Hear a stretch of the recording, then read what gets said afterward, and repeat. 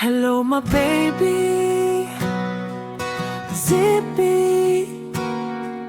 Kumusta ka na?